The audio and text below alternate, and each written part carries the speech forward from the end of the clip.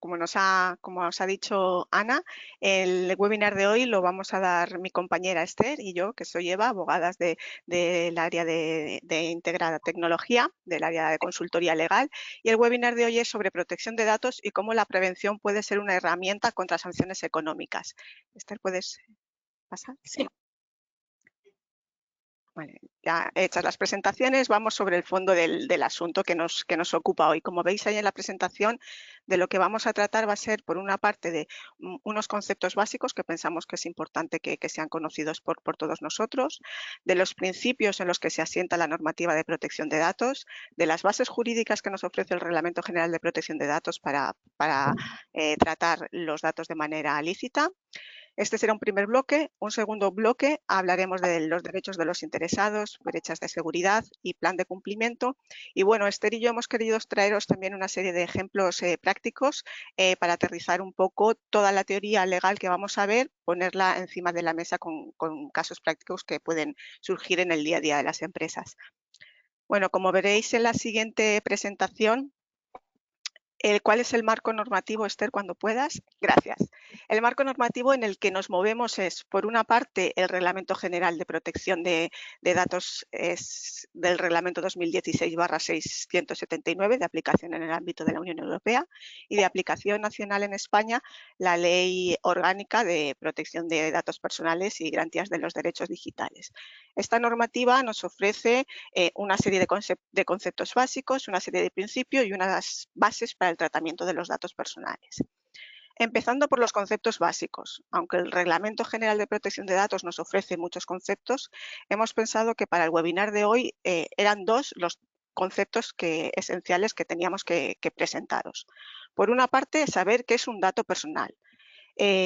Cuando nos hablamos de dato personal, nos estamos refiriendo a toda la información sobre una persona física identificada o identificable, ¿vale? A esta persona física, la normativa de protección de datos la menciona como interesado. Datos personales, por ejemplo, los más conocidos pueden ser nombre y apellidos de una persona, dirección, número de teléfono, correo electrónico, pero también pueden ser datos personales una dirección IP, unas coordenadas de geolocalización. Y luego también hay otra categoría de datos personales, que son aquellos que la normativa habla de datos sensibles, que nos va a exigir que tengamos unas medidas de protección sobre ellos reforzadas, que son datos relativos a la salud de las personas físicas, su orientación sexual, su religión, sus creencias, datos biométricos. Y esto, como os comentaba, exigen unas medidas de seguridad reforzadas a los datos que he mencionado anteriormente que no tienen ese carácter o esa peculiaridad de ser sensibles. Otro concepto que tenemos que tener en mente para la jornada de hoy es tratamiento. ¿Qué es el tratamiento? Bueno, pues tratamiento será cualquier operación o conjunto de operaciones que hagamos sobre los datos personales. Por ejemplo, la recogida del dato, eso es un tratamiento, su registro, su organización, su estructuración, su conservación, la modificación, todas estas acciones son tratamientos sobre datos personales. Vistos ya los conceptos básicos, pasamos al bloque de principios. Como comentábamos al inicio, la normativa de protección de datos nos ofrece una serie de principios sobre la que se sustenta toda ella. El primer principio es el de licitud del tratamiento. ¿Qué quiere decir esto? Pues quiere decir que los datos personales deben ser tratados de manera lícita, leal y transparente para con el interesado. Este principio tiene, a mi juicio, mucha relación con el siguiente, con la limitación del tratamiento, que lo que viene a decirnos es que los datos personales deben ser recogidos con unas finalidades determinadas, ¿vale? Y debemos informar al interesado de para qué estamos recogiendo sus datos personales. Debemos informarle de estas finalidades y solo podremos utilizar esos datos personales para cumplir con estas finalidades.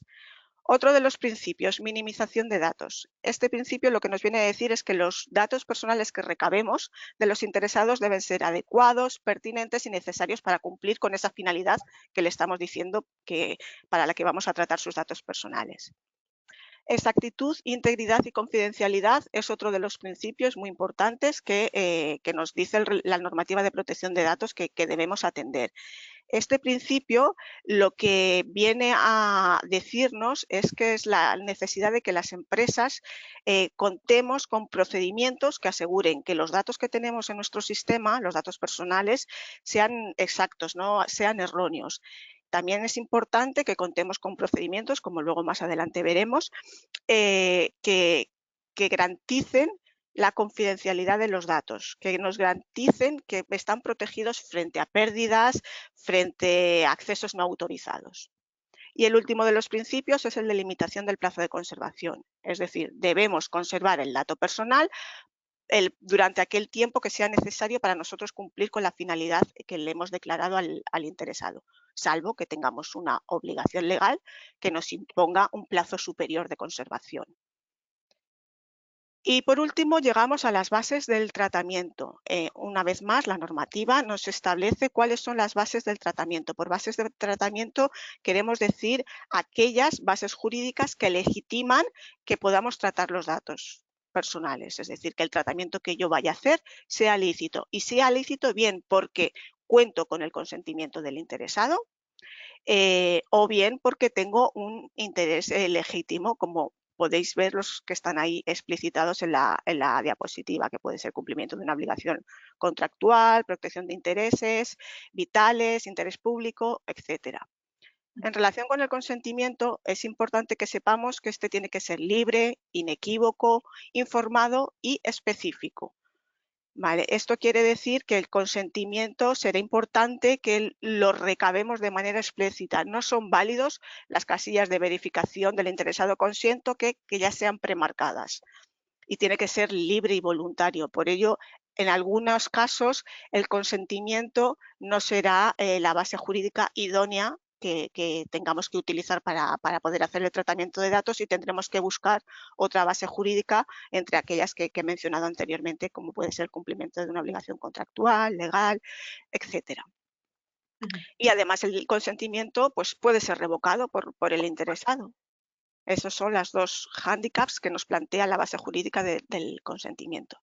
Y bueno, como hemos dicho al principio, hemos querido traeros unos supuestos prácticos para aterrizar un poco toda esta teoría jurídica que puede ser algo complicada.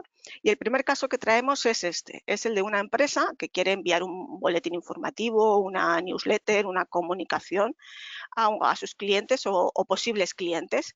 ¿Qué debería hacer esta empresa? Esther, ¿tú qué opinas? Pues bueno, recogiendo todo lo que ya has explicado, tenemos que partir de la base de saber primero qué datos se van a recoger. Normalmente, ¿no? Solemos recabar el correo electrónico, el nombre y el apellido de la persona, bien porque nos lo ha aportado a través de nuestra página web en el apartado de contactos o porque a través de cualquier servicio que le hayamos prestado, pues ha indicado en la casilla de consiento el envío de este tipo de notificaciones. Una vez que sabemos qué datos tenemos, ¿no? Y qué datos vamos a procesar en el envío de estos boletines, debemos de analizar qué es lo que vamos a hacer. Y dentro de ese qué vamos a hacer, tenemos que tener en cuenta qué es lo que ha consentido explícitamente, como bien decía Eva, el interesado. Si el interesado ha aportado sus datos a través de la página web, en el formulario de contacto debemos de incorporar, además de la información necesaria, como puede ser quién es el responsable del tratamiento de esos datos, la finalidad, etc., debemos indicar explícitamente que en apartados diferenciados que el interesado quiere enviar sus datos para la gestión de los servicios, etcétera, que sea correspondiente, pero en un segundo y diferenciado al anterior apartado debemos recabar el consentimiento expreso del interesado al envío de este tipo de boletines, notificaciones, etcétera. Porque en el caso contrario, en caso de que el interesado no haya prestado su consentimiento expreso, no debemos utilizar sus datos para este tipo de envíos, como puede hacerse habitualmente en cualquier empresa, ¿no? Muchos clientes nuestros utilizan sistemas automáticos de envío de newsletters, de boletines informativos, pero siempre indicamos lo mismo, debemos de ser muy escrupulosos a la hora de determinar en estos listados, en estas bases de datos, las personas que sí que nos han dado el consentimiento y las que no. Por lo tanto, en este tipo de casos, primero, recabamos el consentimiento del interesado, como digo, bien a través de la página web o bien a través de los medios en los que nos haya prestado sus datos personales. En segundo lugar, usamos únicamente esos datos para la finalidad para la que nos lo ha concedido, como es el envío de notificaciones comerciales. Y en el caso de que no nos haya concedido este consentimiento expreso para este envío, nos envían a estas direcciones o a estos interesados las notificaciones o newsletters. Y además debemos de informar en el momento en el que nos cede los datos y al momento del envío de las comunicaciones de los derechos que todo interesado tiene sobre la base de la normativa de protección de datos, como son los derechos ARCOPOL. Más adelante los explicaremos en detalle, pero os adelanto que los derechos ARCOPOL son los derechos de acceso, rectificación, supresión, oposición, portabilidad y limitación. Por lo tanto, en cualquier momento, desde que el interesado nos ha aportado sus datos personales para cualquier servicio, para cualquier envío de notificaciones o comunicaciones, podemos recibir una comunicación de este mismo interesado solicitando que eliminemos sus datos de nuestra base de datos, que los modifiquemos, que directamente le enviemos qué datos tenemos de ese interesado, etc.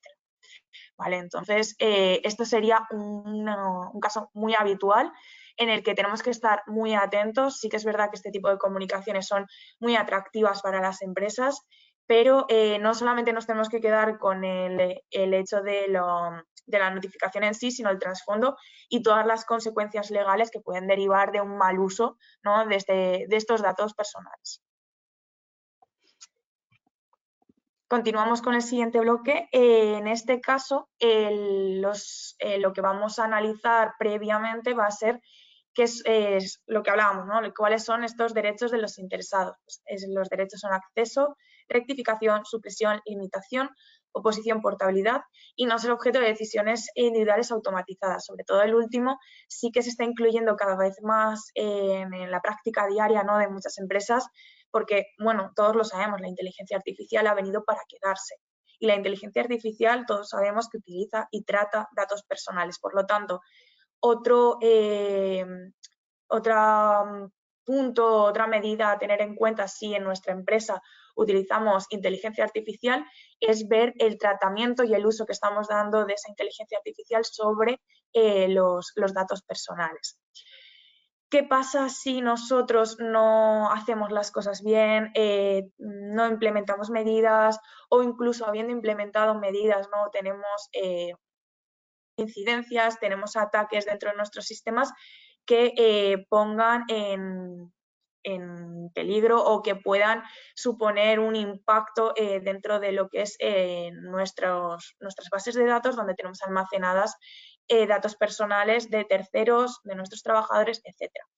Estos casos se conocen como brechas de seguridad. La brecha de seguridad es cualquier pérdida, alteración, acceso o divulgación no autorizada de estos datos que nosotros tenemos y que previamente hemos tenido que recabar de los interesados, bien, como decía mi compañera Eva, por medio de consentimiento expreso, por obligación legal o por medio de relación o por una necesidad de relación contractual. Siempre hay que comunicar una brecha de seguridad, un incidente de seguridad. Bueno, como veremos en un caso que hemos traído, no siempre. Habrá que valorar primero, habrá que analizar primero esta brecha de seguridad y ver si implica riesgos para los derechos y las libertades de los interesados que se han visto expuestos sus datos personales.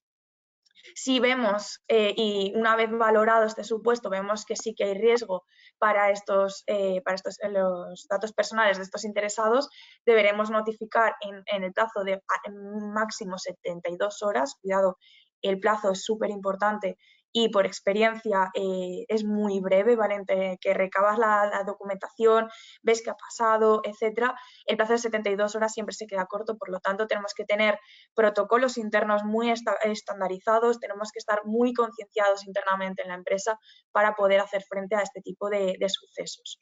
Para ello, como digo, lo más importante es tener un buen plan de cumplimiento en materia de protección de datos. Y este buen plan de cumplimiento va desde el inicio, el tratamiento y en el caso de suceso de cualquier brecha de seguridad. El inicio serían políticas de privacidad, es decir, cómo debemos de tratar los datos personales que entran de nuestros clientes, de nuestros trabajadores, de nuestros usuarios de la web, etcétera. Tenemos que estar continuamente actualizando y haciendo análisis de riesgos, tenemos que tener actualizado nuestro registro de actividad de tratamiento de datos para llevar un buen control de toda esta situación. Tener un protocolo de gestión de los derechos de los interesados. Además, conocer, aplicar el protocolo de brechas de seguridad para, precisamente, como tenemos y contamos con tan poquito tiempo para notificarlo, para hacerlo sin demora. Y por último, formación y concienciación, no solamente a las personas que tratan datos personales continuamente, sino a todos los trabajadores de la empresa. Por lo tanto, en este caso, Eva, si un cliente nos solicita la eliminación de los datos que nos ha aportado para un servicio, para una actividad concreta, ¿cómo debemos gestionarlo conforme lo que hemos comentado? Muy bien, gracias Esther. Pues yo lo que haría en este caso sería primero y antes de nada verificar la identidad del solicitante, verificar que la persona que nos dice que eliminemos o modifiquemos sus datos personales es quien dice ser, ¿vale? O si lo solicita un tercero en representación del interesado, verificar que se cuenta con la autorización pertinente al respecto, ¿vale? Una vez hecha esta verificación, lo que sugeriría es revisar los datos que tenemos del interesado, ¿vale? A ver qué datos del interesado tenemos y eliminarlos tal y como nos ha solicitado que eliminemos los datos. Y todo esto debemos notificarlo, al final debemos notificar al interesado que, bueno, que ya hemos procedido según él nos ha solicitado y debemos tener en cuenta plazos. Aquí, una vez más, contamos un plazo para hacer todo este procedimiento que yo he descrito en nada, un minuto. Tenemos un plazo de 30 días, si no recuerdo mal, para hacer todo el procedimiento. Por eso, una vez más, si tenemos un protocolo de ejercicio de derechos ARCOPOL, porque aquí hemos hablado de un supuesto, pero pueden haber otros que sean más complejos a la hora de llevar a cabo. Si tenemos implementado un protocolo, aquella persona que recibe la petición del interesado de oye, elimina mis datos, oye, infórmame qué datos míos tienes, oye, actualiza estos datos que ya no son correctos, la persona que está en contacto con este cliente, con este interesado, va fácilmente a poder acudir al protocolo que tenemos ya previamente establecido y saber lo que tiene que hacer y seguir los pasos y cumplir perfectamente el plazo que la normativa nos exige. Así es como yo actuaría en un caso de ejercicio de derechos ARCOPOL. Totalmente, totalmente de acuerdo. La prevención es esencial en estos casos y más es una de las máximas que exige el reglamento a la hora de tratar datos. Es decir, si nosotros estamos implementando todas las medidas necesarias y tenemos un incidente, pues bueno, la sanción siempre va a ser mucho más moderada que si no hemos puesto medidas, ¿verdad? Exacto. Muy bien. Creo que teníamos Vale. aquí un tercer supuesto, ¿verdad? Sí. Y este caso, imagínate, Esther, uno de nuestros clientes nos dice, por error, un trabajador mío o yo mismo he enviado un email con datos personales a un destinatario equivocado. ¿Ahora qué tengo que hacer? ¿Qué Pues le recomendarías? es una pregunta muy frecuente y la verdad es que muchos de nuestros clientes nos comentan asustados, evidentemente porque es una situación que es compleja, ¿no? Es decir, bueno, he expuesto datos personales por accidente, ¿no? Pero a la definitiva he expuesto datos personales que no son míos, que soy yo el responsable del tratamiento y por lo tanto, ¿qué es lo que tengo que hacer para evitar pues que la Agencia Española de Protección de Datos me pueda sancionar al final? Siempre nos va a sancionar, evidentemente no. A ver, en estos casos Lo que tenemos que hacer en el momento en el que detectemos una infracción o una vulneración de los datos personales, lo que tenemos que hacer es evaluar el riesgo, como esto lo hemos comentado antes. Es muy importante hacer una buena evaluación del riesgo, en el sentido de decir, bueno, en qué medida va a afectar o va a suponer una vulneración de los derechos de la persona que ha visto expuestos sus datos personales. Bueno, hay diferentes categorías. No es lo mismo que el dato se haya quedado en la esfera de la empresa, es decir, haya pasado de un departamento a otro departamento, o que ese dato haya quedado expuesto públicamente en la web a merced de cualquier persona que acceda a través de Google y pueda ver esos datos personales. Aquí es muy importante, ¿no?, el tener un protocolo previo en el que se establezcan las pautas o los pasos a seguir para hacer esta evaluación y para determinar qué es lo que vamos a hacer, no solamente a efectos de notificación a la Agencia Española de Protección de Datos, sino que aquí también tenemos que tener en cuenta que no estamos solamente viendo afectado de cara a la empresa, ¿no?, el hecho de una posible sanción económica, sino también el posible impacto a la marca, a la reputación y a la imagen de la empresa. ¿Cuántas veces no hemos visto en prensa empresas grandes que han sido atacadas, que han visto sus datos personales expuestos a millones de personas, y eso supone una vulneración a la imagen de marca bastante severa? Por lo tanto, una vez que evaluamos que hemos seguido el protocolo, el siguiente paso es notificar a los interesados que, mira, ha pasado esto, se han visto expuestos tus datos, pero hemos actuado convenientemente.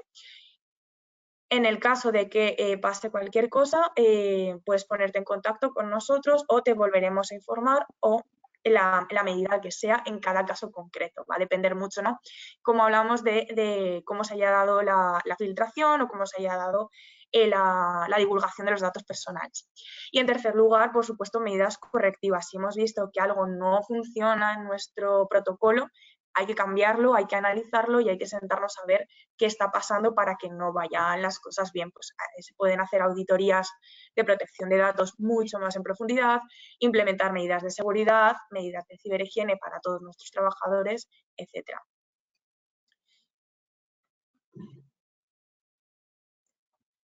Recapitulamos, Eva, ¿de qué hemos estado hablando todo este rato?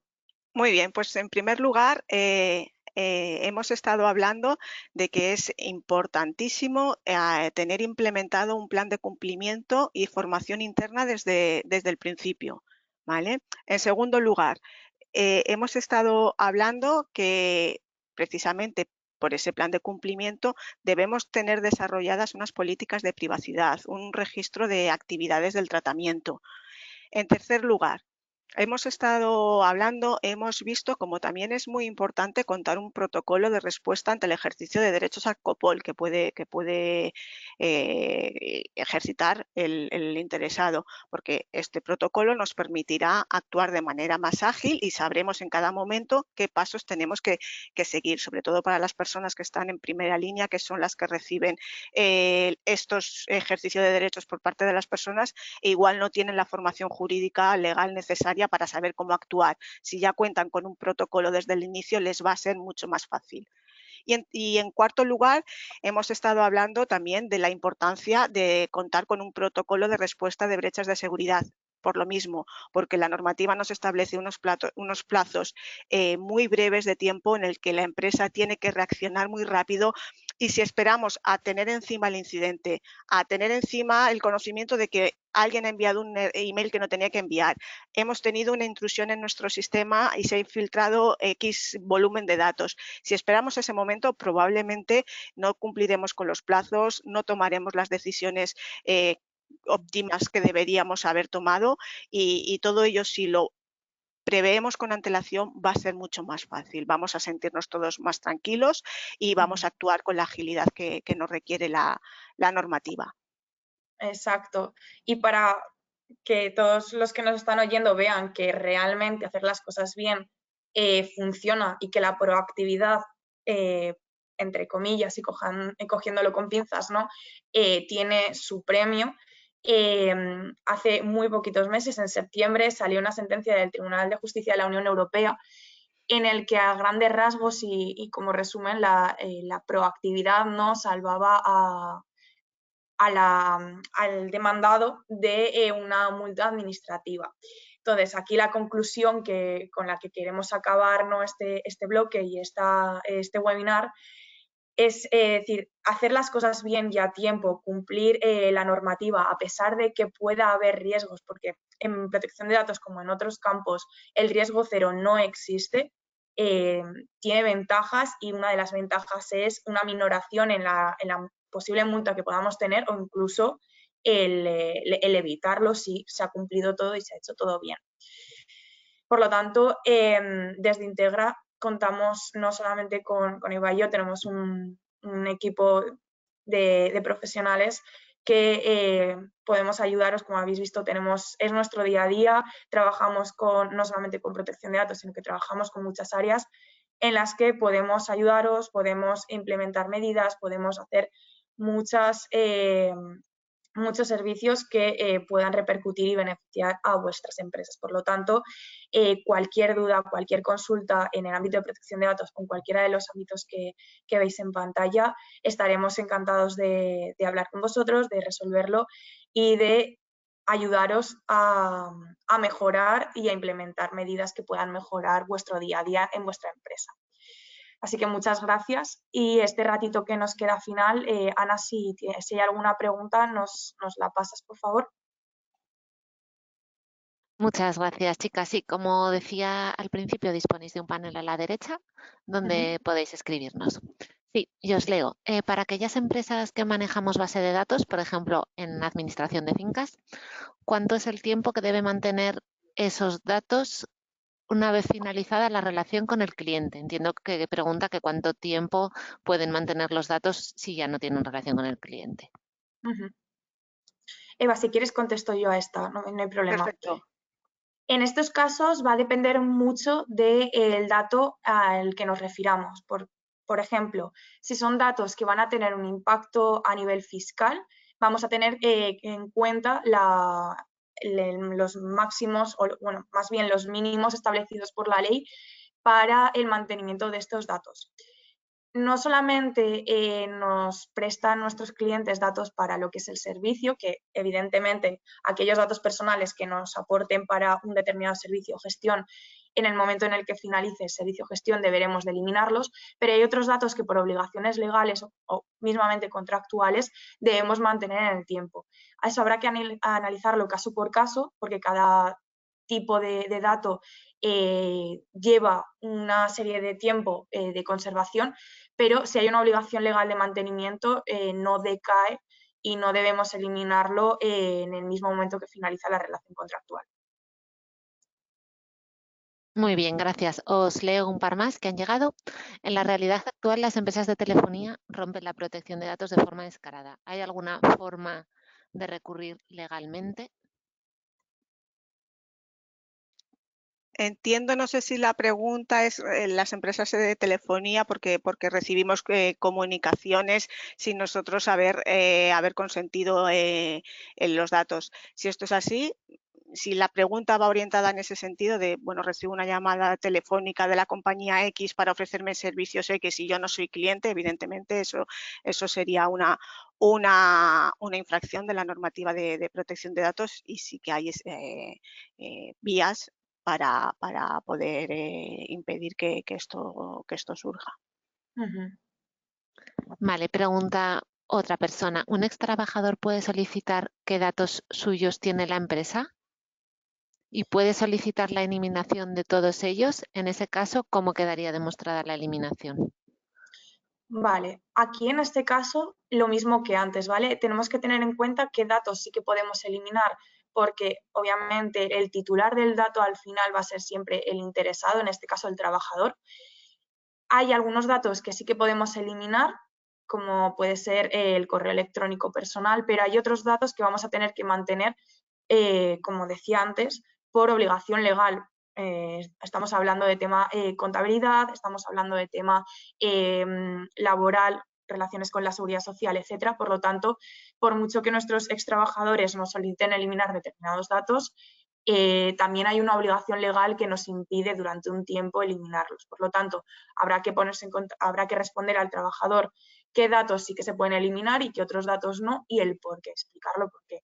De todas maneras, si hay dudas en este aspecto, como es un tema muy delicado porque lleva más injundia, ¿no?, que realmente eliminar o no eliminar un dato, podéis poneros en contacto con nosotros sin ningún tipo de problema y lo analizamos en detalle. Muchas gracias, chicas. Sí, mañana además recibiréis la grabación de la sesión junto con la presentación y los datos de contacto de Esther y de Eva por las dudas más concretas y que surjan a posteriori. De momento no hay más preguntas, chicas, así que estupendo, hemos cumplido en tiempo. Muy bien. Y muchísimas gracias y hasta la próxima. Muchas gracias a todos Muchas por asistir. gracias a todos. Hasta luego. Gracias. Hasta luego.